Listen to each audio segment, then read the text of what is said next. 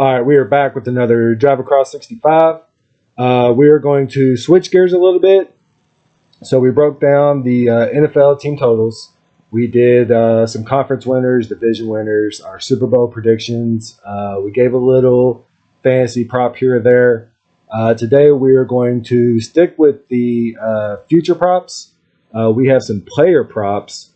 So Pete went and cherry-picked 25 player props that he is a big fan of. Instead of being boring and him just naming them off and telling us why, he is going to recite the prop to me. I'm going to decide if he took over or under and potentially argue why he's wrong on why he took the prop that he did. More than likely he'll be right, but nevertheless, we're going to give you some things to think about. I know we alluded to the Julio Jones prop at the end of the last pod, right? Yes. So obviously we'll just start there. That way there's no immediate spoiler. Julio Jones, what do you got for Julio? All right, so we're going to go Julio Jones. He is currently wide receiver for the Tampa Bay Buccaneers.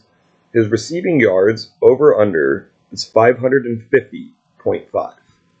And see, that gives very, very big trap vibes to me, because 550 on the Buccaneers, Tom Brady's your quarterback, seems like it's an easy over. But like you said, if he's not a Tampa Bay Buccaneer and he doesn't make the roster, not just a starter, but you said the roster, then obviously under 550 makes sense, right? Yes, under 550 is what I got. And just to reiterate what Josh said, based on the fact that Tampa Bay has 3 wide receivers on their roster prior to Julio, Mike Evans, Chris Godwin, Russell Gage, adding a fourth in Julio Jones, none of whom play special teams, it's difficult to see all 4 guys on the roster together. Obviously, Mike Evans isn't going anywhere. Obviously, Chris Godwin's not going anywhere. It would seem obvious that Russell Gage isn't going anywhere. They just signed him to a contract during free agency. I feel like this is a insurance move by Tampa, picking up Julio in the event that Chris Godwin's not all the way back. I'm of the mind he won't make the team because of that, and I don't think that would be overly shocking. So, yes, under Julio on 550.5. Okay, so obviously Julio Jones, Tampa Bay Buccaneers. What I think we should do, we should probably have a pre-production meeting about this.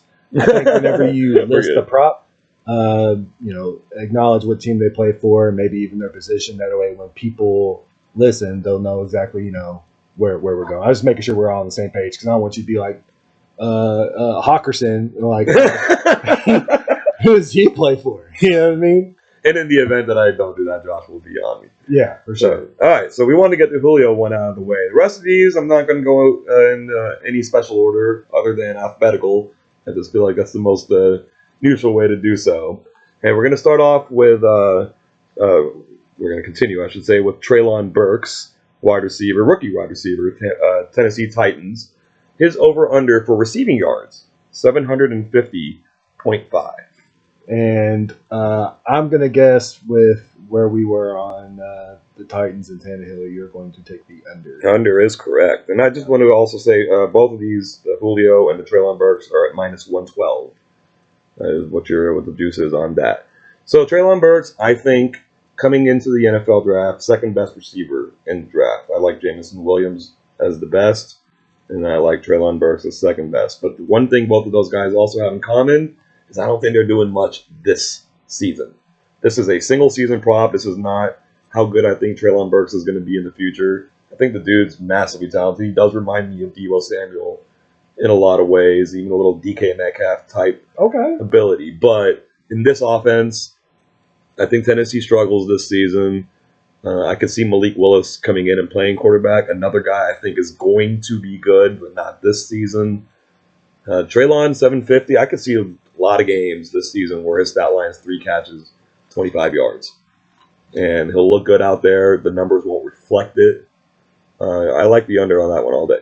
Yeah, the counter that, obviously they don't have any wide receiver ones with Julio and Brown gone, but obviously it's going to be definitely more centered around Derrick Henry. Yeah, it's him. It's Robert Woods. I just think that offense in general takes a step back. Gotcha.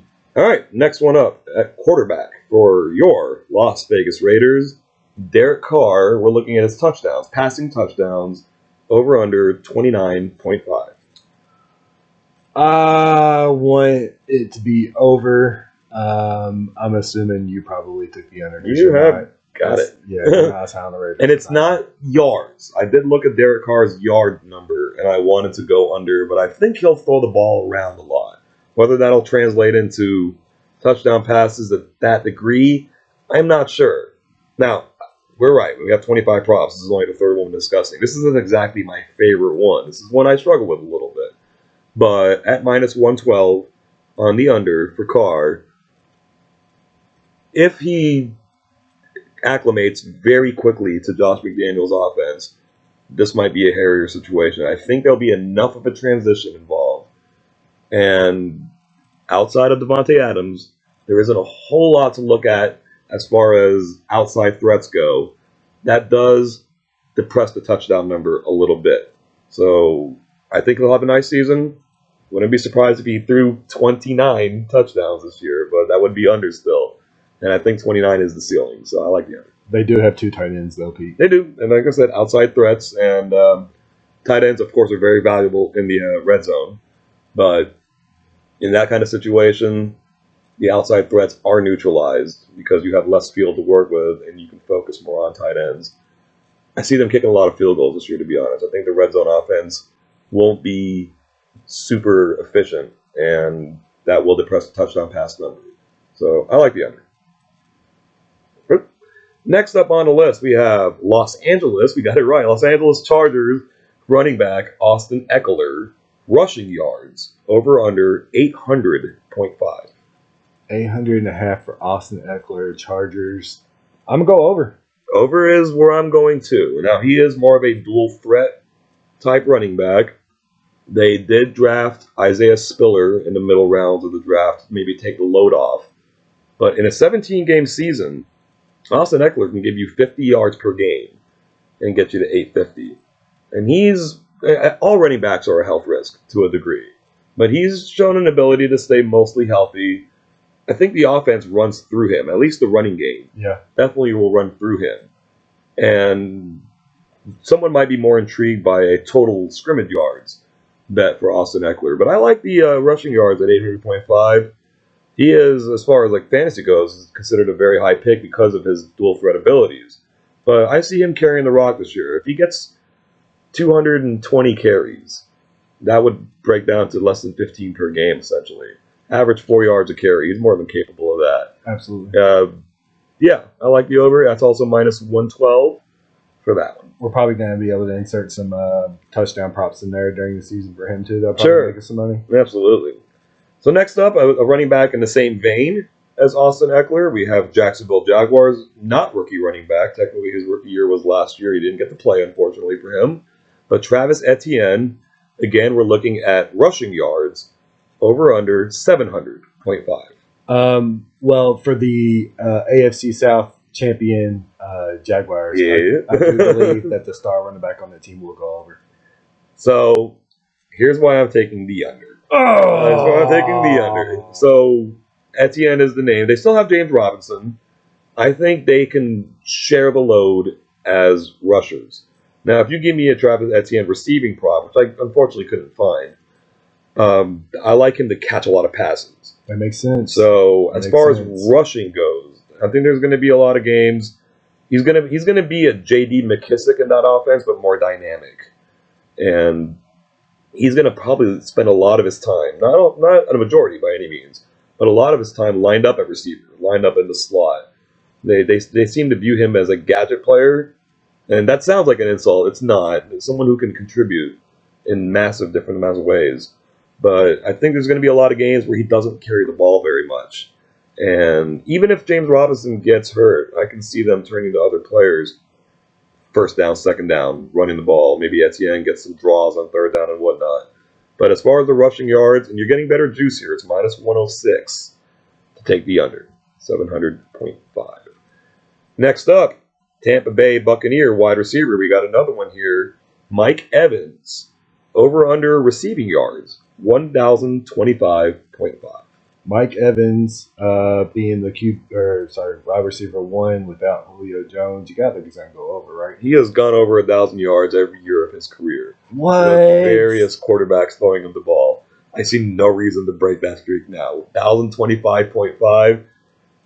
It almost seems too easy. I hate to say that, but yeah, I got to take the over.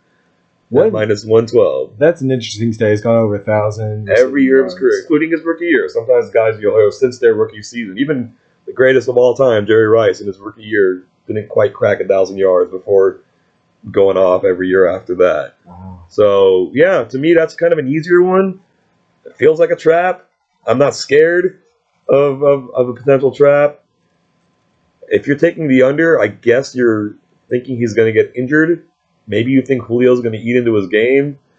I don't see any of that happening. The injuries, of course, you can't predict. There's no way to predict injuries. But as far as Julio eating into his production, it's not something I see. Yeah. And he is the standout on that in that receiver room as far as the outside goes. Godwin's more of a slot guy, more of a deep threat. Evans is more of the contested catch guy. And he'll come up with those. Yeah. He'll make any quarterback look good. When you get anywhere near him, Evans will get up there and get those balls that most receivers in the league can't. So, I mean, you're asking for about 65 yards a game out of Evans. Yeah, that sounds really easy. That sounds easy to me. It feels like he can get 130 a game easy. Yeah. All right. Next up, this is a fun one. We got our first quarterback on this. Well, our second quarterback on this list. Yeah, Derek Carr's quarterback. Derek Carr is very much a quarterback. I forgot we mentioned him. I'm not dissing him at all. Relax. So they're going to be in the Super Bowl. My handwriting is terrible. All right, we have Chicago Bears quarterback Justin Fields. We're looking at his touchdown passes for the season. Over under 18.5. All right, how many games did they play? 17. So I don't think he can get a touchdown a game in the air. So you're going under. Going under. I like the over. Here's the thing with Justin Fields. He's going to vulture himself, I think, in some instances where he's going to run the ball himself in for the score. I don't like the Bears this year. We don't think the Bears are a good team. We're down on them, yeah. So there is something to be said for the garbage touchdowns and garbage yardage. When you're down 31-3 and the other team took their foot off the pedal and you get that cheap touchdown late in the game. Okay. And it's tough to try to depend on that. It really is. I think in episode 3, we discussed Chicago. And I said it's a good chance at some point in his career Justin Fields is going to be looked back on as a bust. Yeah. And I think he can get 20 passing touchdowns this season. I don't think it's still going to be pretty. A bust. And still be a bust. I don't think it'll be pretty, but I think he gets there. And the thing that intrigued me about this bet is you're getting even money for the over. I try to find those the coupons almost. I look at those. You look for the discounts, you look for the coupons. It might not be your favorite brand of ice cream, but you're saving money on it. Right. And it's still ice cream and it's still good. And that's how I see Fields this season. I see him creeping over that touchdown mark. And it makes sense because, I mean, like you said, we're both down on the Bears, but nowhere did we mention, they're going to have to play against, nobody in the NFC North is going to have, a high-octane defense. Right. So, we could be looking at shootouts, and we still think the Bears are going to lose, but Fields can go for 2 touchdowns in the air against the Packers and the Vikings and still lose 35-14, 35-17. You know what I mean? And that's kind of what I'm looking at with that. All right, next up, we have second-year player, Pittsburgh Steelers running back, Najee Harris. Over-under rushing yards, 1150.5. Wow, that sounds like a lot, don't it? So they don't know who the quarterback is. You got to feel like they're going to be leaning on him. He's not a very big guy. So I feel like he might be injury prone. I don't know. We'll go over because I don't think they're going to have a quarterback. That's my guess, too. I say over because he's the guy. Yeah. He is the guy. They have what looks like, on paper, a deep running back room. But he's going to be on the field if he's healthy. He had a game last year where he had some 19 targets. And that doesn't help our cause as far as rushing goes, but it just lets us know that he stays on the field. And we're looking at, just do the math in my head really quick, less than 80 yards per game for sure. And he's going to have a lot of those games, 24 carries, 109 yards. maybe even like a 20 carries, 86 yards, something like that. This is saying he's not going to get injured. If he's healthy, I think he clears this bar fairly easily, and you're getting plus 105 to hit that over. Yeah, I think Trubisky or the other kid in that quarterback room. Mason Rudolph. He's easy to forget, unless you're watching the clip of him getting his head bashed in by Myles Garrett's helmet. That's his claim to fame, sadly. Or Kenny Pickett, I guess. Quarterback in that room. Kenny. I could see any of them handing the ball off pretty easy too. Yeah, nowadays he's the bell cow running back in that offense in an era where the bell cow running back is less common, or the backfield by committee, which is, by the way, a smart move. It's not really feasible for fantasy owners, sadly, and it can cause headaches. But Najee is that bell cow. I see him going over. Sticking with running backs, we have Derrick Henry, running back, vaunted running back, Tennessee Titans, over/under rushing yards, 1350.5. Now, so obviously, guys, I want to preface this with we didn't discuss any of these picks. No, this is blind. This is just as much as it is for you guys. So I'm playing along with you all. 1350. Now, without me looking up the stats, didn't he have an MVP year where he went 1,500 2 years ago? Right? He had a 2,000-yard season. He didn't win the MVP because running backs don't win MVPs anymore. Caliber, sorry, I didn't say MVP caliber. But yeah, he did have 2,000 yards. Yeah. And obviously that offense is going to be centered around him. Like we said, the wide receivers probably aren't going to get a ton of looks. You got to go over, right? Sounds reasonable. I'm actually taking under, and I'm going to explain why. Okay. Earlier discussing Treylon Burks, I just think that offense takes a step back. I don't think Derrick Henry is going to have a bad season by any means, but I think statistically it's not going to reflect his abilities. I forgot too. Yes. I just tricked myself. So, all year last year, I kept wondering why Derrick Henry be on the sidelines. He's not a third down running back. Okay? He really isn't. He's no. Like, it's a proven stat. Like, he is a 0% third down running back, maybe 1%. If they need 1 or 2 yards, they do not go to him. I forgot all about that. So, with that being said, you're looking at getting him in any drive for only a down or 2, right? And then you get vultured with the other running back when you need your 1 or 2 yards to get a first down.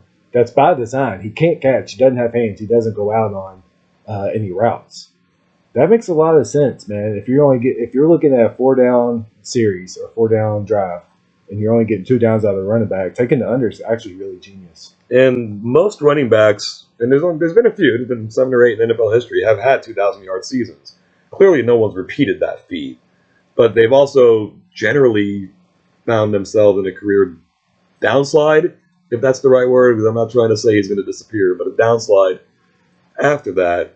And this is almost a bet that he's going to miss time this season. I'm not saying torn ACL or anything like that. Yeah. It's tough to see him suiting up for 17 games in a row. The running back position, there's only 1 or 2 guys like Emmitt Smith who took that pounding and just continued and just didn't miss a lot of time. It's maybe more of a fluke than anything else. Emmitt may have something other guys didn't have, or he may have been lucky. It's hard to say.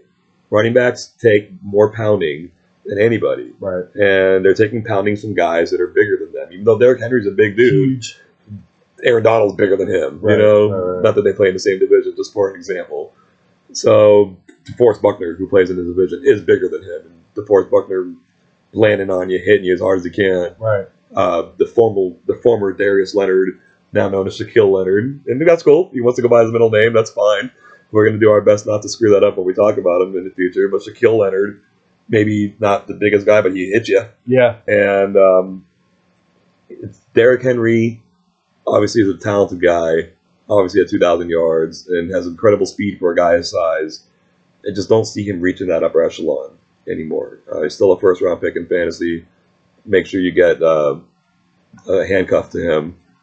Don't just depend on him to play 17 games this year. Right. But 1350.5, it's a high number. It's a deserved line. He's earned the right to have a line that high. But we got to go under. I got to go under. Makes sense. Yeah. I mean, and seriously, I know you're not buying into it. I don't think, but he really is a 2-down running back, man. It's like the proof is in the pudding. Yeah, if the numbers that reflect that, then I have no choice but to adhere to the numbers. Numbers that are collected by people who watch football on a play-by-play basis are going to have those stats a lot better than Joe Schmo or you and I are going to have. So, Josh B. Yeah, alrighty. Next up, newly minted Miami Dolphins wide receiver Tyreek Hill. Receiving yards, over-under, 1,025.5. So here's where this is a little curveball because there's a lot of talk about Jimmy G heading to Miami and being the quarterback over Tua, which means that in order for Tyreek to get any yards, he'll have to play running back. I'm going to go under. So, Tyreek Hill entered the NFL with Alex Smith as his quarterback. Now, disclaimer, I'm a big Alex Smith guy myself personally, but I understand he's not the strongest arm quarterback in league history. He's not, he's mobile, but he's not Patrick Mahomes, Lamar Smith type mobile. Tyreek performed well under Alex, and even though he doesn't have Patrick Mahomes anymore, who's going to be surprised when he has that one game where he has 200 yards receiving? Right. And that covers a fifth of what he needs with 16 games left to go. Tyreek is going to be playing with Tua this year, or potentially going to be Garoppolo. That has become a bit of a rumor out there, especially with your buddy Mike McDaniel in charge over there at Miami. Having that, we do love Mike McDaniel. We do love him, and he has familiarity with Garoppolo. And Garoppolo wouldn't have a big learning curve were he to go over there. Right. But all that said, I think just on talent alone, Tyreek should be a good bet for the over, and you're getting some decent juice there, minus 106. Receptions prop, were we to take one, I would probably like the under because he's not going to do it in a 90 catch type scenario. I think he's going to have, even though he did show signs of that last season, that was just them trying to get him the ball in Kansas City. He doesn't need to catch as many passes as other guys do. And he is a danger at any given moment to catch a 5-yard screen pass or a little tiny slant and take it to the house. Yeah, go for 75. Yeah. I'll always remember that play he had against the Cowboys. I want to say it was a Sunday night game, or it was late in the first half, and it seemed like a Hail Mary situation. And this is when Alex Smith was Kansas City's quarterback. He threw a shorter pass, not exactly a short slant, but considering the situation, where it seemed like end zone or bust, he threw a shorter pass to Tyreek, kind of seemed to lollygag, it seemed like, and he clearly wasn't because he turned on the afterburners. And I've never seen a player do that, to accelerate that quickly, get around 3 or 4 guys and score that touchdown at the end of half. It blew my mind. Yeah, it looked like a punt return. Yeah. It kind of, you know what? That is a great comparison. It really did look like a punt return. Yeah. But he was moving forward the whole time, which is scary. So his talent screams out to me. And it almost doesn't matter who his quarterback is in this scenario because, say what you will about Tua, say what you will about Jimmy.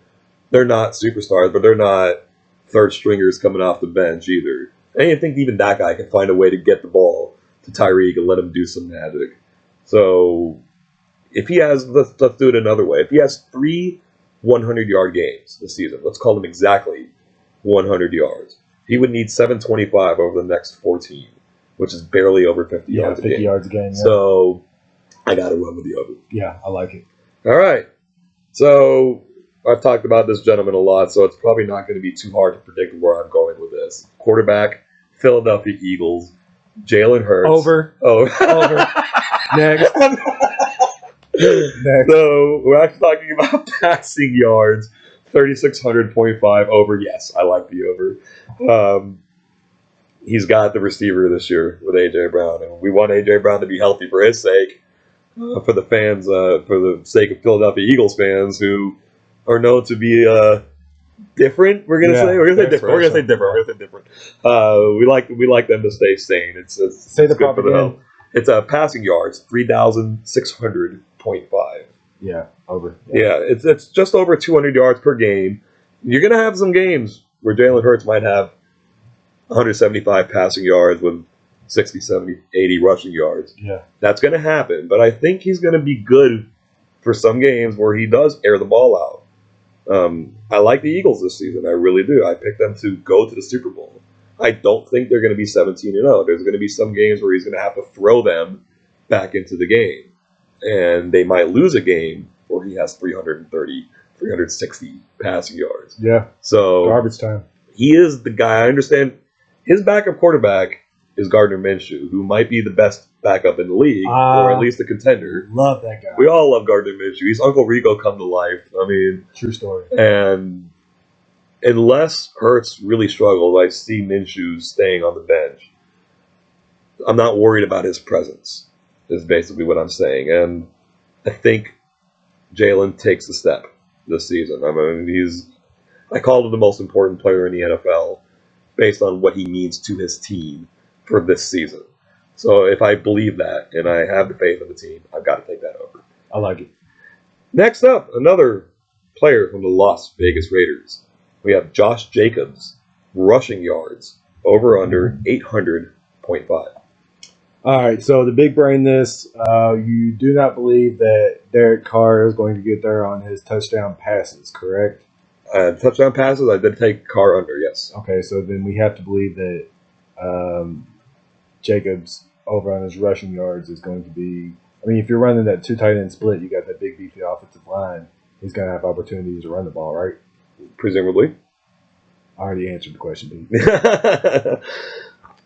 So, what do you got? Over under?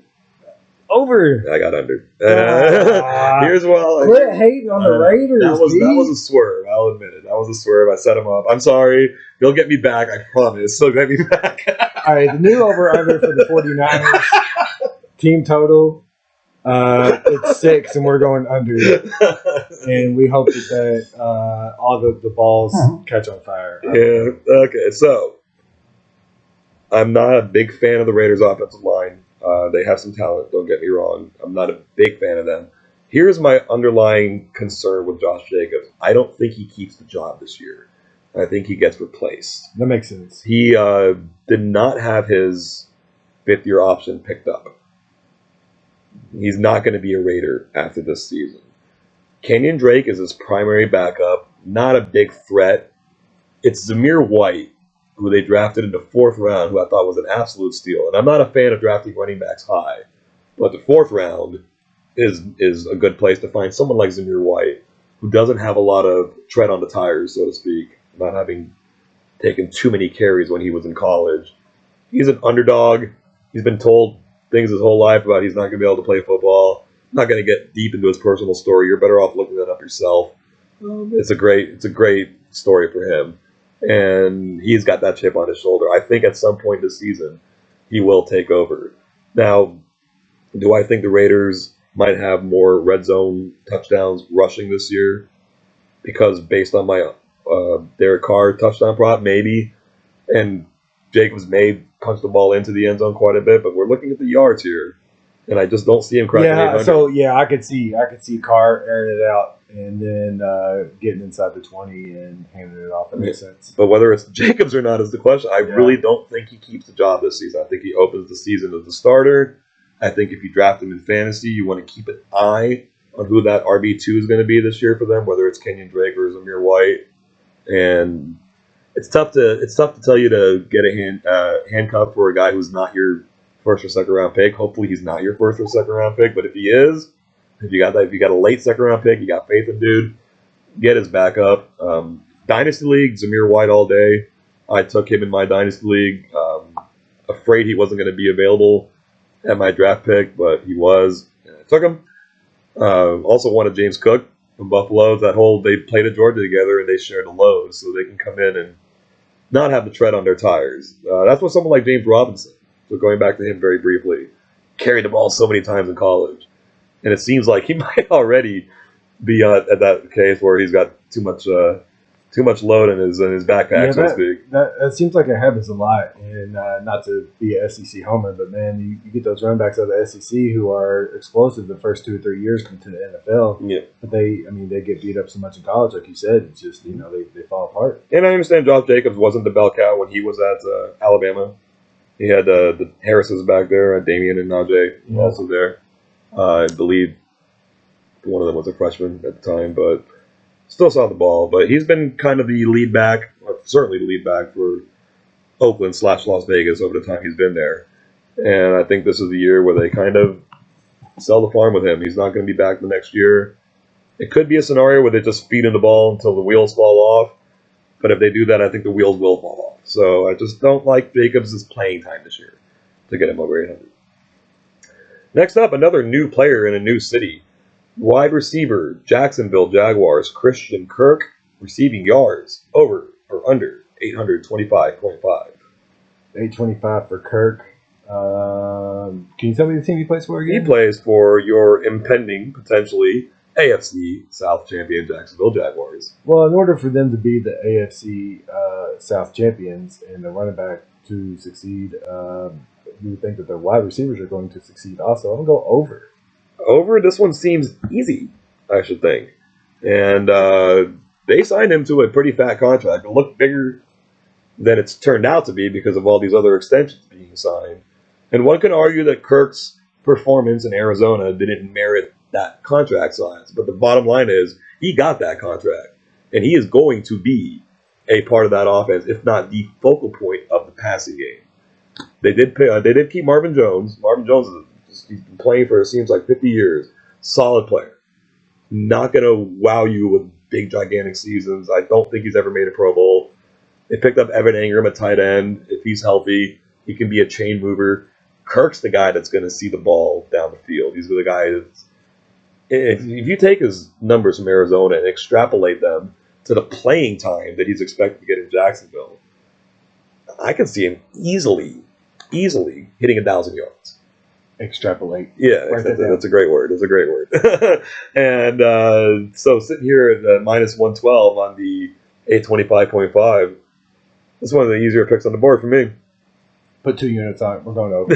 Jacksonville Jaguars, AFC South. Yeah, here's a fun one. This is the only, and it's sad to say, it's very sad to say this based on our seeming luck for this position. It's the only tight end prop we have for this one. It's Chicago Bears tight end.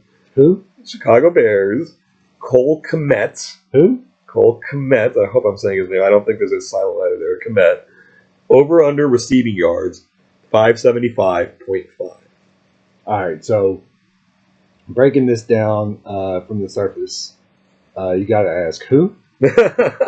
Cole Kmet. Under. I don't think anybody on that Bears team is going to go over in anything, man, unfortunately. So, the NFL is a passing league, and even your worst passing teams, which Chicago will be among them, will still throw the ball enough to accumulate, at bare minimum, 2,500 passing yards in a season. That's a bare minimum. The number one target hog on that team is Cole Kmet.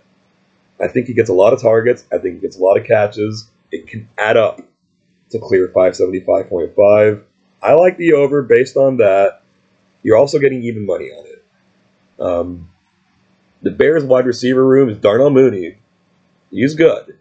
But he is now the undisputed wide receiver one on that team. He is going to see Jalen Ramsey on the other side. He's going to see Marlon Humphrey on the other side.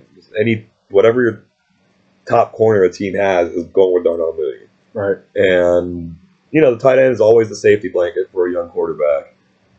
And like I said, he gets a lot of targets. He's not 12, 13 targets a game, Travis Kelce level, but he sees enough of the ball. He needs 40 yards per game to hit 680. And we're looking at 575. I see him doing it. Yeah, I mean, if the Bears are going to go to anywhere, it's got to be, like you said, the safety blanket, go to tight end. I like it.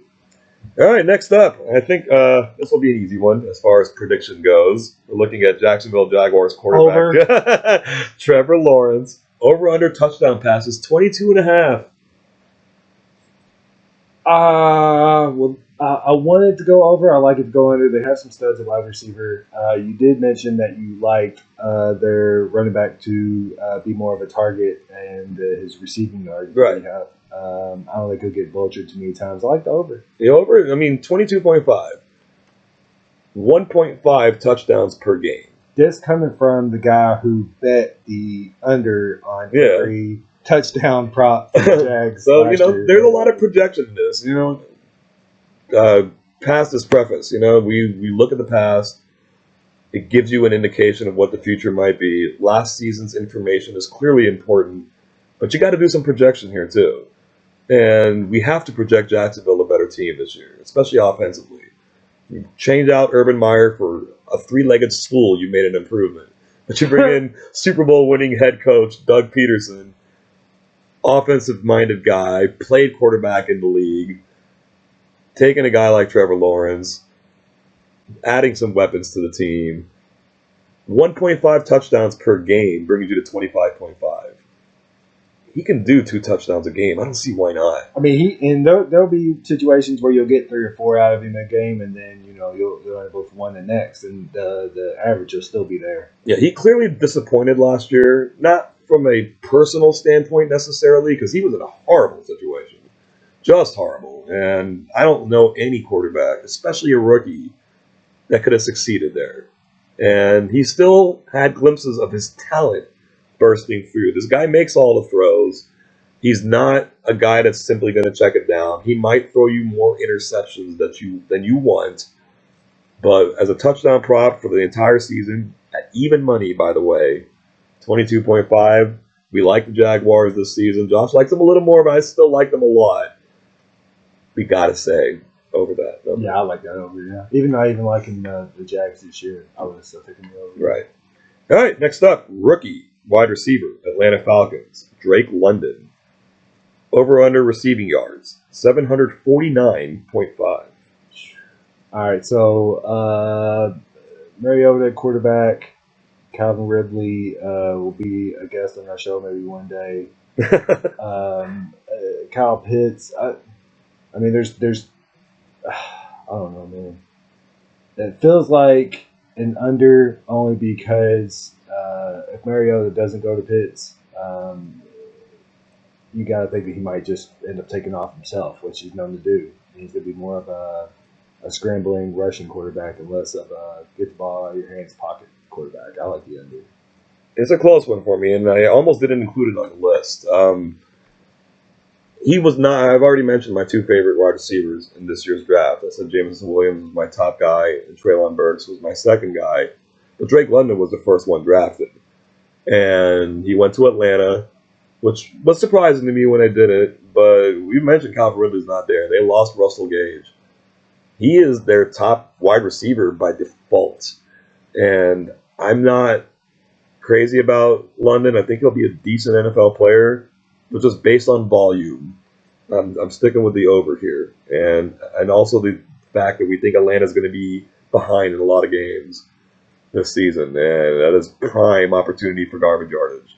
And again, it's tough to try to depend on that, but to pretend it's not there and it won't exist isn't reality. So, this was a tough one for me. I'm not in love with it, but I do like the over. It's minus 112.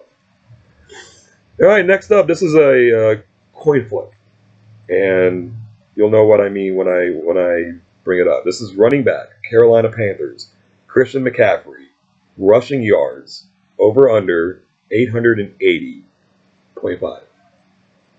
So the coin flip is he healthy? Yeah. Or is he not? I mean, who's going to throw it to him if it's not going to be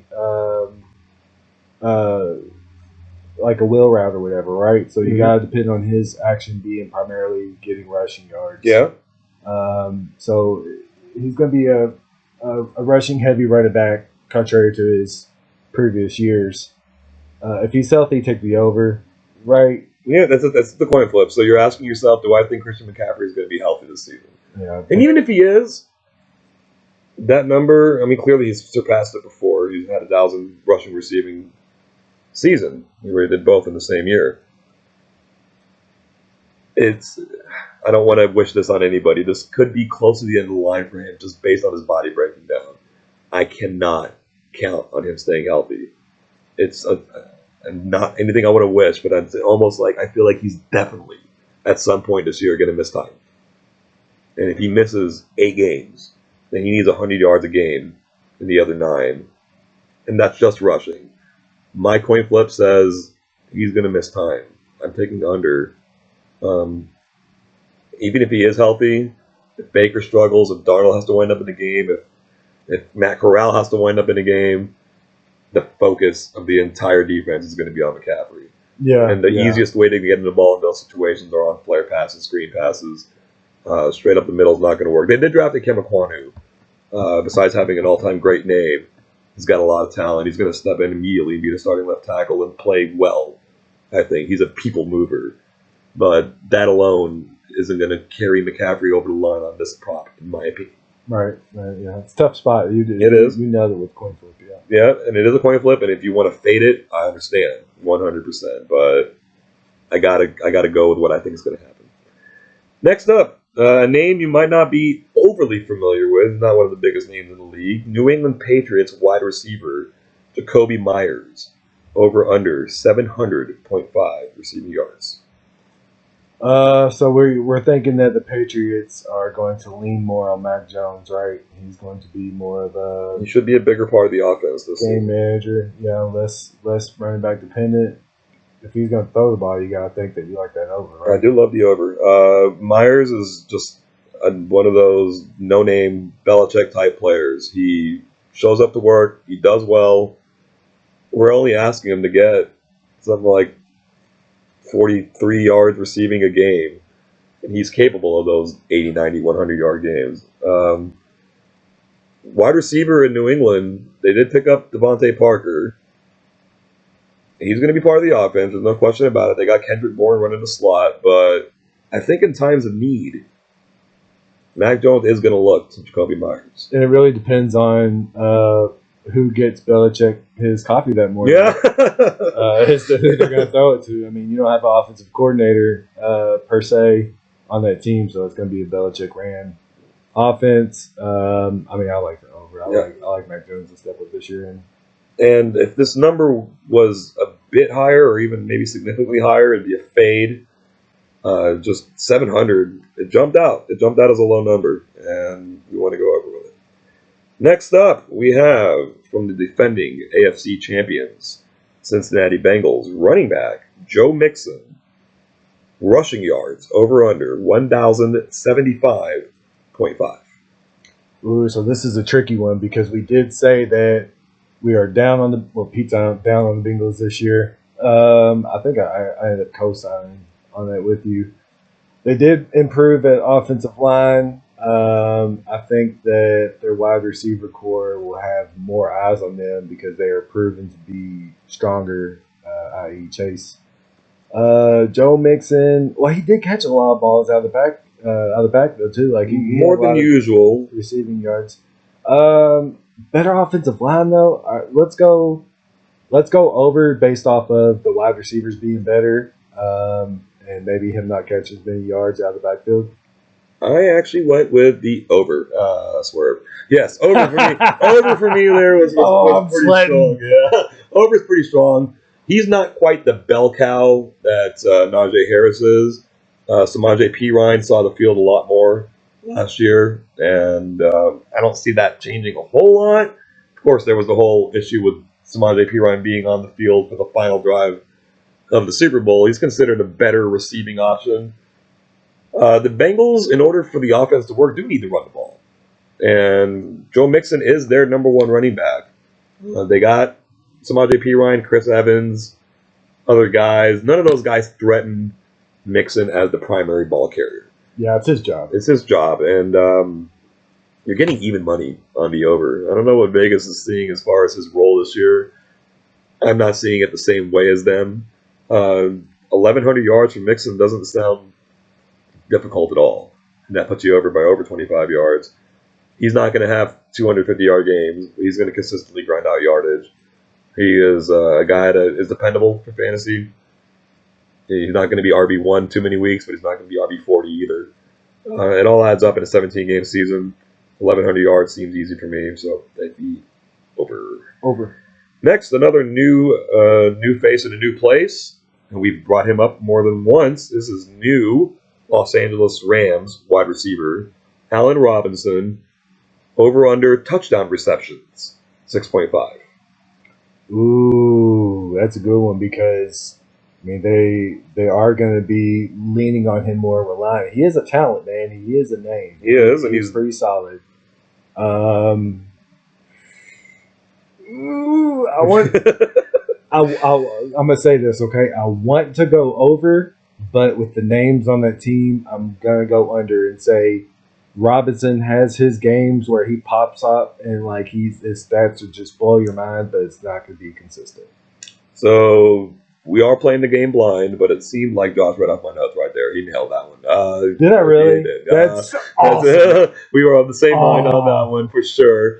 And Allen Robinson has had a lot of success in his NFL career with not so great quarterbacks. So he is definitely walking into his best quarterback situation of his career with Matt Stafford. It is a 3 wide receiver set. The ball does get spread around. There's always the chance, too, that Odell re-ups with the Rams. Even if he does, he's not going to be available for parts of the season at least. But I don't sleep on a guy like Van Jefferson who's been in the offense for a while. I think Van Jefferson takes that spot as Matt Stafford's number 2 option at wide receiver. Clearly, Cooper Kupp is his main option. They kind of get along like Tim Burton and Johnny Depp in a lot of ways. They got to stick together, you know? Yeah. That's an old reference, by the way.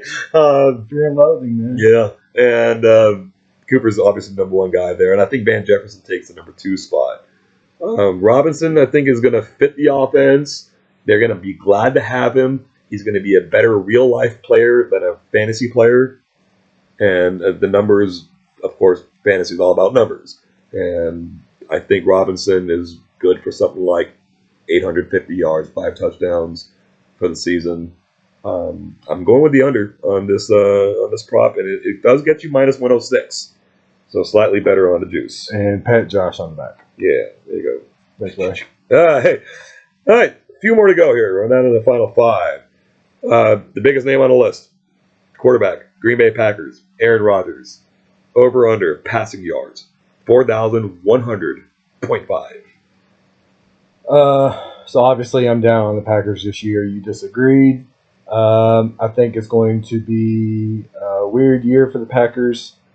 I could see Rodgers getting a lot more rushing yards per game than he has in the past in his career, just due to him needing to be able to scramble and find targets. I think there's not going to be a lot of chemistry between him and the staff out of the gate. Might take them to week 6, week 7 to figure it out.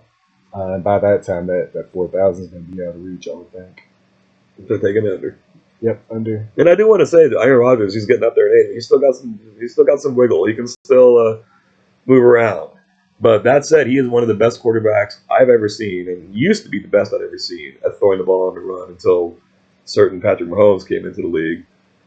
I dig it. I dig what you're saying about the chemistry issues. Devontae Adams is gone. That is 100% fact.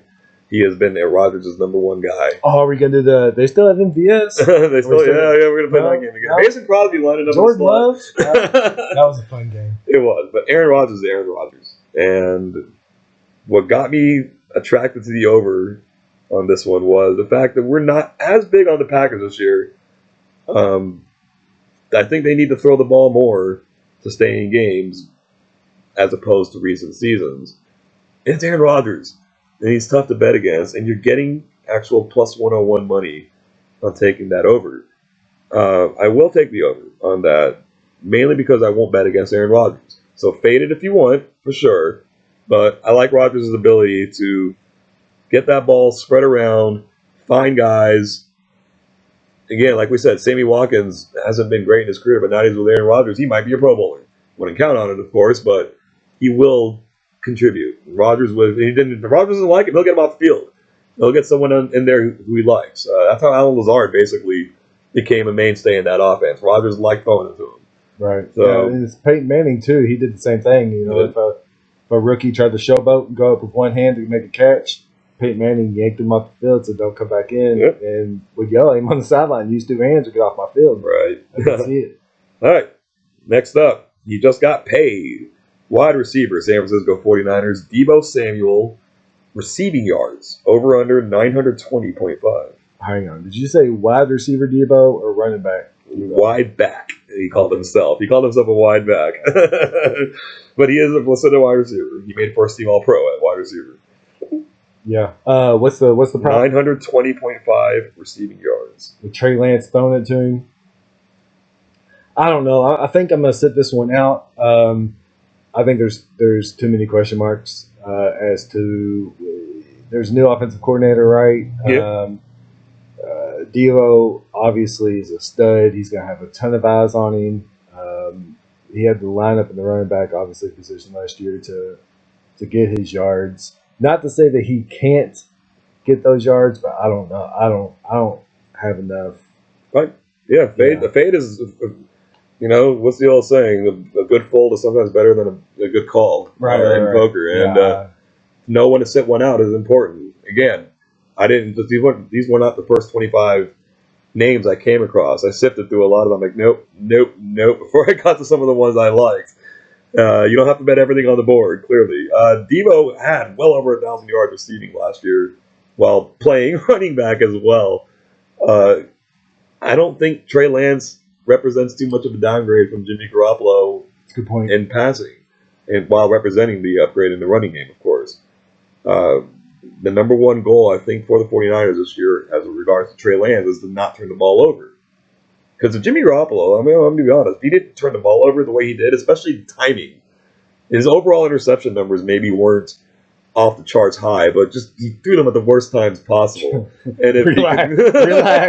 We're almost done, if he didn't do that, he could be serving as a near upper echelon quarterback in the league. Couldn't do that. So I think Deebo plays less running back this year. Clearly, part of what got him playing running back last year was injuries with the 49er running backs. And, those can clearly always come back again. But they have a deep running back room. And if they can get a little bit more trust in Trey Sermon, who they traded up for in the third round last year and didn't get to play much last year, if a situation occurs again similar to last year, maybe Trey Sermon gets in and plays running back and Deebo can stay a receiver. He can move around the field. I see him getting over 1,000 yards without hesitation. You're getting minus 106. Deebo, 920.5 receiving yards over. I don't have an opinion. I'm just going to tell.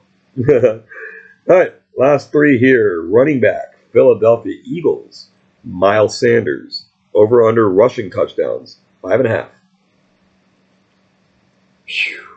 Over. Doesn't that seem easy? Yeah. Why are you getting plus 110? Why are we getting plus 110? I mean, Sanders doesn't. He's RB1.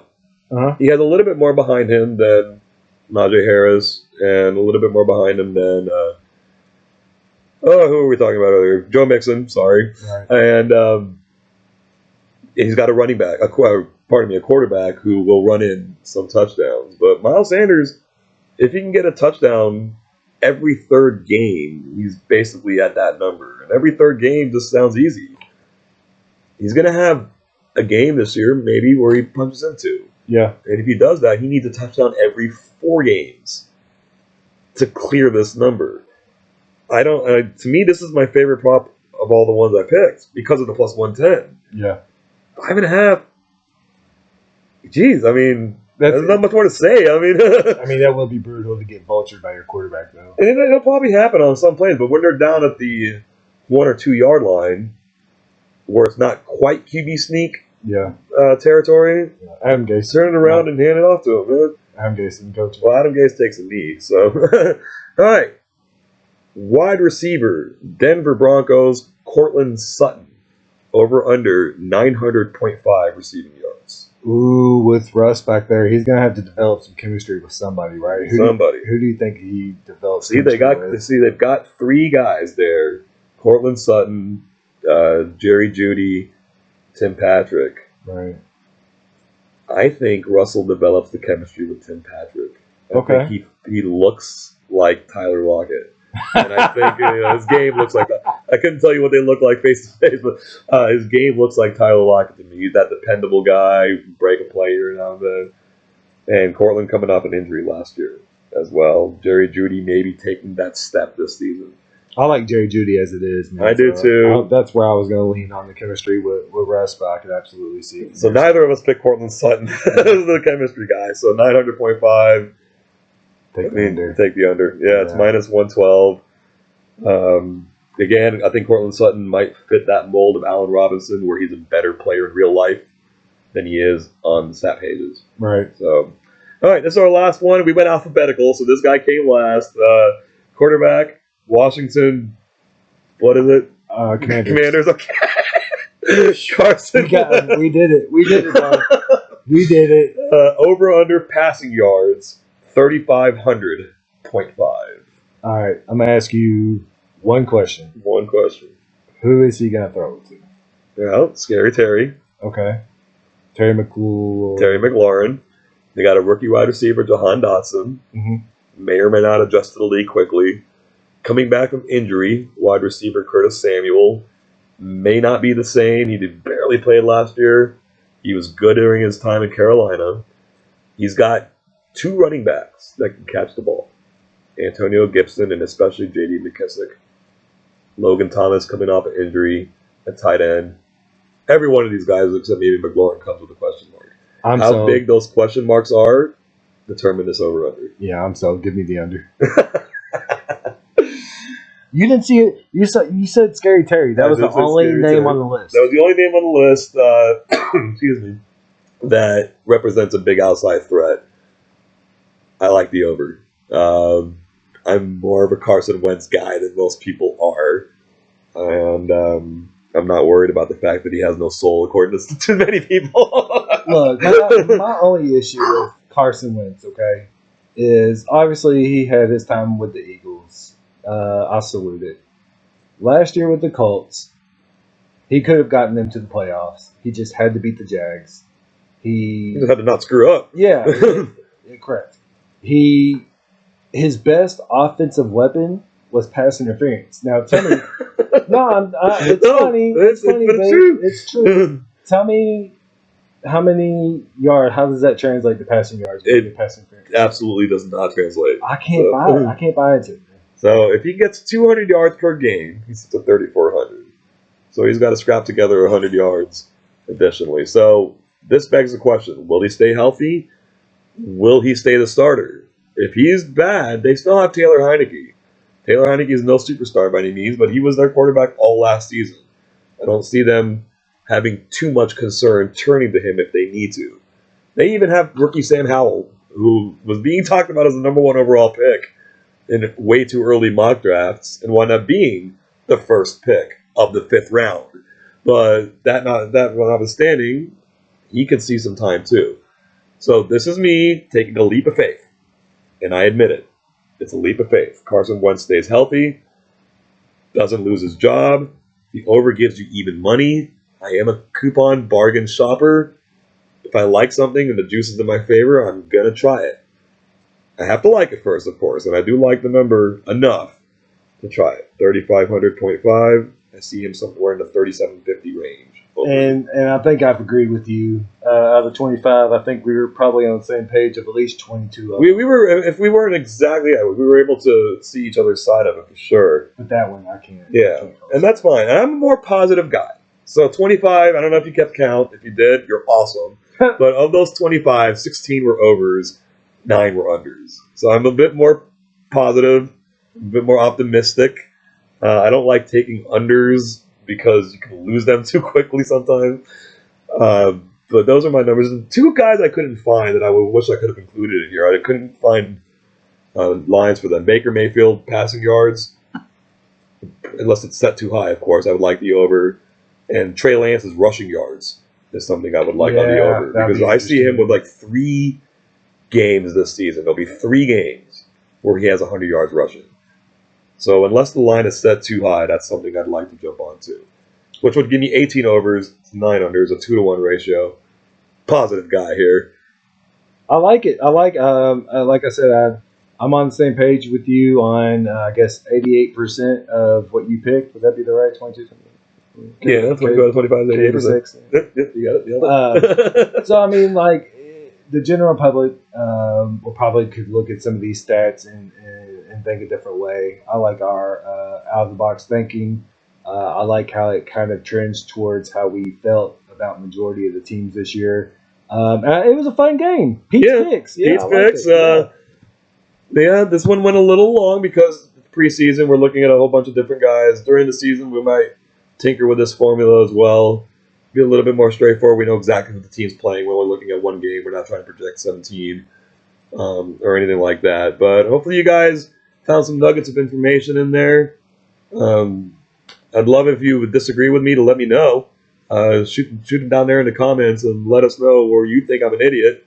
And believe me, I am at times an idiot. There are no women involved in this scenario, so my idiocy level tends to not be as high as it will otherwise. But Wow, yeah, this is taking a left turn. Guys, it's pineapples don't go on pizza on social media at the Joshua Sharp. That's a fact. It's hashtag Drive Across 65. We're just trying to give you guys knowledge without Pete going off the rails here. he does that sometimes. Yeah, comment. This is Pete's representative speaking for him. Comment, like, subscribe, enjoy, guys. Thank you very much, guys.